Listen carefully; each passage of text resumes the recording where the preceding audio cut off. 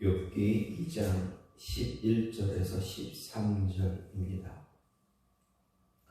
그때 욥의 친구 세 사람이 이 모든 재앙이 그에게 내렸다 함을 듣고 각각 자기 지역에서부터 이르렀으니 곧 대만 사람 엘리바스와 수아 사람 빌닷과 나아마 사람 소발이라. 그들이 욥을 위문하고 위로하여 서로 약속하고 오더니 눈을 들어 멀리 보매 그가 욥인 줄 알기 어렵게 되었으므로 그들이 일제히 소리질러 울며 각각 자기의 겉옷을 찢고 하늘을 향하여 티끌을 날려 자기 머리에 뿌리고 밤낮 7일 동안 그와 함께 땅에 앉았으나 욥의 고통이 심함을 보므로 그에게 한마디도 말하는 자가 없었더라.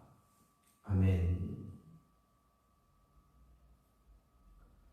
오늘 말씀 욥기 2장 11절에서 13절입니다. 오늘 말씀 본문은 하나님의 부분적인 허용에 따른 사탄의 공격으로 말미암아 이제 욥에게 임한 두 번째 재앙, 그리고 욥의 믿음에 대한 승리에 이야기하는 것에 이어서 당대 최고의 현자, 지혜자들로서 지혜자라 했던 욥의 친구들, 이제 앞으로 욥과 논쟁할 세 명의 친구들이 욥을 위로하기 위해서 욥을 찾아온 내용입니다. 오늘 말씀을 보게 되면 욥의 세 친구, 대만 사람 엘리바스, 수아 사람 빌닷, 나아마 사람 소발은 자기들의 처소에서 욥의 소식을 듣게 됩니다. 욥이 어떤 재난을 당했고 어떤 모습을 갖고 어떤 모습이 되었는지 그 이야기를 들었습니다. 그리고 욥의 자녀들의 죽음에 대해서 이야기를 듣고 모든 재산들이 그가 가지고 있던 모든 것들을 다 빼앗기고 강도에게 강탈당한 그런 이야기들, 그리고 욥의 모습, 욥의 재난, 그런 이야기들을 다 듣고 그를 위로하기 위해서 함께 약속을 하고 찾아왔습니다. 그리고 그들은 찾아왔던 그들은 욥의 상황을 보고 생각보다 그들이 생각하고 있었던, 들었던 것보다 훨씬 더 비참했다라는 것을 목격하고 차마 어떤 말로도 위로하지 못하고 있게 되었습니다. 그저 7일 밤낮을 욥과 함께 머물면서 그의 고난을 함께 슬퍼하기만 했습니다. 이런 친구들의 모습은 그들이 욥을 진정 사랑했고 사랑했음과 그리고 그들이 방문했던 그 목적이 욥을 위로하는 데 있었다라는 것을 잘 보여주고 있습니다. 하지만 이들은 이후 3장에 나타난 욥의 탄식으로 말미암아 이제 거듭되는 논쟁이 일어났게 되고, 그래서 현세적이고 기계적 인과응보론을 주장하며 고난당한 욥을 일방적으로 정죄하고 회개를 촉구하는 그러한 모습으로 나아감으로써 이제 고난 중에 있는 욥에게 진정한 위로자, 참된 위로자가 되기보다는 오히려 고통을 더하는 자들이 되고 맙니다. 여하튼 욥의 세 친구들의 방문을 보여주는 오늘 말씀은 욥의 핵심 부분, 6기의 핵심 부분인 욥의 고난의 원인과 관련한 욥과 세 친구들 간의 논쟁 부분의 배경의 역할을 하고 있다라는 것입니다. 이런 모습에서 오늘 말씀을 생각을 해보게 되면 우리가 어려운 사람들 앞에서 어려운 일을 당하는 자들 앞에서 당하는 사람들에게 함께 힘을 모을 수 있는 그런 모습이 있어야겠다라는 것입니다. 서로가 서로를 돕고 돕지 못하더라도 그들의 마음을 위로할 줄 알고 함께 할 수 있는 그런 모습을 가질 수 있는 그 모습이 우리에게 있어야겠다라는 이야기입니다. 11절 말씀을 보면 욥을 찾아온 그의 친구들에 대해 이야기합니다. 그래서 욥의 욥의 친구 세 사람이 이 모든 재앙이 그에게 내렸다 함을 듣고 각각 자기 지역에서부터 이르렀으니 곧 대만 사람 엘리바스, 수아 사람 빌닷, 나아마 사람 소갈이라. 그들이 욥을 위로하고 위문하고 위로하려 하여 서로 약속하고 왔다라고 이야기하고 있습니다. 욥의 자신의 친구 욥의 어려움에 대해서 이야기를 들었습니다. 그리고 어떻게 합니까? 각자 찾아오는 것이 아니라 서로가 약속을 하고 가자, 욥을 찾아가자, 욥을 위로하자, 이렇게 약속을 하고 함께 왔다라고 성경은 이야기합니다. 이 모습을 볼 때 우리 주변에 우리 친구들이 함께하는 동역자들이 공동체 안에 있는 많은 사람들이 어려움을 당했을 때, 힘든 일이 있을 때 그들을 위로하기 위해서 힘을 합할 수 있는, 함께 힘을 모을 수 있는 모습이 우리에게 필요하다라는 것입니다. 서로의 마음을 모아서 힘을 합할 수 있는 그런 모습이 있어야 하겠다라는 그런 모습입니다. 슬픔을 나눌 수 있는 그러한 모습을 우리가 가질 수 있어야 합니다. 단순히 그렇게 이야기를 듣고 그냥 그랬구나라고 그냥 그랬구나라는 생각이나 혹시 위로한다고 해서 한마디 이렇게 전하는 것이 아니라 함께 할 수 있는, 그 마음을 나눌 수 있는, 그 상황을 보고 나눌 수 있는 그런 모습이 분명히 필요하다라는 것입니다. 이들은 어땠습니까? 욥을 찾아온 뒤에 욥의 상황을 보고 어떻게 합니까?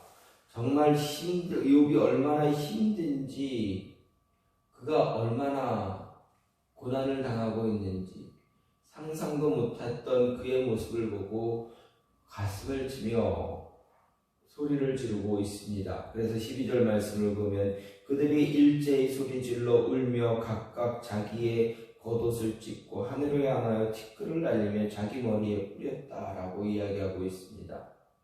이 모습은 무엇입니까? 하늘을 향해서 옷을 찢고 하늘을 향해 티끌을 날려 머리에 뿌렸다. 이것은 이스라엘 사람들, 이스라엘 백성들이 고난당하고 재난당할 때 그들이 보여줬던 공통된 그런 모습입니다. 하나님 앞에서 자신의 모든 것들을 내려놓고 하나님께 모든 것 맡기면서 애통하는 심정을 갖고 하나님께 부르짖을 때 이러한 모습을 공통적으로 갖게 됩니다. 자신의 겉옷을 찢고 죄 위에 앉아서 머리에 죄를 뿌리고 통곡하고 기도하면서 하나님 앞에 고백하며 소리 지르는 그런 모습입니다. 하나님께 자신의 모습을 이야기하며 하나님의 은혜를 간구하는 모습입니다. 욥의 세 친구들은 찾아와서 욥을 위로한다고 해서 욥의 모습을 보고 욥을 위로한다고 해서 쉽게 말을 하지 않습니다. 그들이 말하는 것을 굉장히 조심합니다. 왜 그렇습니까? 우리는 위로한다고 위로할 때 말을 많이 하기도 합니다. 하지만 설령 그 말이 진정 고난을 갖고 있는 사람들, 어려운 환경에 놓여 있는 사람들, 그들에게 쉽게 위로가 되어지지 않습니다. 우리가 어려움을 당하고 있을 때 누군가가 와서 우리의 마음을 위로할 때 쉽게 공감되어지지 못하는 위로의 말들이 얼마나 많습니까? 나름대로 우리의 마음을 헤아리고 우리를 위해서, 우리를 생각해서 건네는 그 말 한마디 한마디가 위로가 되기는커녕 우리의 귀에서 그냥 들렸다가 그냥 한쪽으로 들려오다가 한쪽으로 흘러나갈 때가 얼마나 많습니까? 공감되지 못하는 그런 모습 때문에 위로의 말을 전할 때 굉장히 더 어렵고 힘들 때가 많습니다. 오히려 가만히 옆에 와서 그냥 앉아 있다가 가만히 있다가 가는 것이, 가만히 앉아만 있고 그냥 등을 두들겨주고 손을 잡아줄 때가 오히려 더 큰 위로가 될 때가 많다라는 것입니다. 예전에 이런 이야기가, 이런 일이 있었습니다. 이런 이야기를 들었습니다. 어떤 목사님이 공부하기 위해서 외국에 나갔습니다. 그곳에서 생활을 하다가, 운전을 하다가 지나가는 길이 있었는데 어떤 한 여인이 교통사고로 인해서 차가 많이 망가지고 또 옆에 망가져 있는 상태에서 경찰이 와서 이런저런 조사를 했다고 합니다. 근데 그 사고를 당한 그 여인이 그 주변에서 가만히 있고 힘들어하고 있었습니다. 그 모습을 보고 그냥 지나칠 수 없어서 그 옆에 가서 잠시 가만히 있었다고 합니다. 우선 언어가 달랐기에 크게 어떻게 위로의 말을 전할 수 없어가지고 그냥 가만히 있다만 한 20분, 30분 그냥 가만히 있기만 했다고 합니다. 그런데 그 가만히 있었던 그 모습에 그 여인은 위로가 참 많이 되었다. 나중에 그렇게 고백합니다. 나중에 그 목사님이 이렇게 자신의 길을, 모든 사고 처리가 다 끝나고 난 뒤에 이제 자신의 길을 가려고 했을 때 그 여인이 이야기합니다. 혹시 연락처를 달라고 이야기했고, 나중에 연락이 왔을 때 그때 이야기했다고 합니다. 아무 말 하지 않고 내 옆에서 가만히 앉아주고 있었던 그 모습이 자신에게는 너무 큰 위로가 되었다. 정말 힘들고 가슴이 벌렁벌렁 뛰면서 힘들었던 그 순간에 자신 옆에서 누군가가 내 옆에 있었다라는 그것 하나 때문에 너무 큰 위로를 받았다라고 이야기를 전했다 합니다. 그렇습니다만 힘든 상황에 어떤 말 한마디 하는 것보다는 이렇게 옆에 있어서 그의 마음을, 그 상황을 공감해 줄 수 있는 그 모습이 필요합니다. 쉽게 위로의 말을 건네기보다는 어려운 상황 속에서 그 쉽게 말 한마디 하는 것보다는, 물론 쉽게 말을 건네지는 않겠지만, 가벼운 말을 건네지는 않겠지만, 말을 하기보다는 어느 순간 어떨 때는 가만히 옆에 있어 주거나 손을 잡아 주거나 그냥 한번 그냥 안아만 주는 것으로, 안아줌으로 인해서 그 사람의 마음을 공감해 줄 수 있다라는 것입니다. 우리는 쉽게 누군가의 마음을 위로하려고 말할 때가 많습니다. 그러나 그보다는 그 마음을 헤아릴 수 있는 그 모습을 취하는 것이 더 효과적일 때가 많다라는 것입니다. 오늘 말씀에서도 욥의 친구들은 욥을 바라보고 많은 위로의 말을 전할 수가 있었을 것입니다. 위로의 말을 보면, 욥의 상황을 보면서 하나님이 또 다른 은혜를 주실 거다.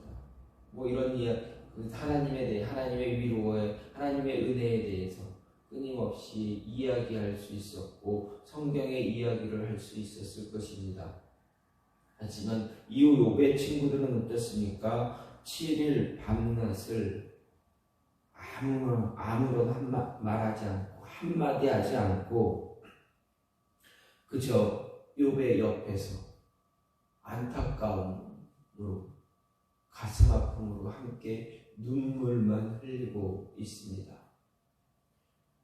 이 모습 또한 그 친구들에게는 굉장히 어렵고 힘든 모습이었을 것이고, 그 자신의 친구의 상황을 보면서 가슴 답답한 그 모습을 느끼기만 했을 것입니다. 이런 모습이 우리의 삶 속에서도 늘 있다라는 것, 주변에 있는 어려운 분들을 위해서, 가슴 아파 힘들어하는 분들을 위해서 가만히 옆에서 함께 그 마음을, 그 상황을 공감하면서 서로의 마음을 나눌 수 있는, 슬픔을 나눌 수 있는, 기쁨을 나눌 수 있는 그런 모습이 분명히 필요하다라는 것입니다.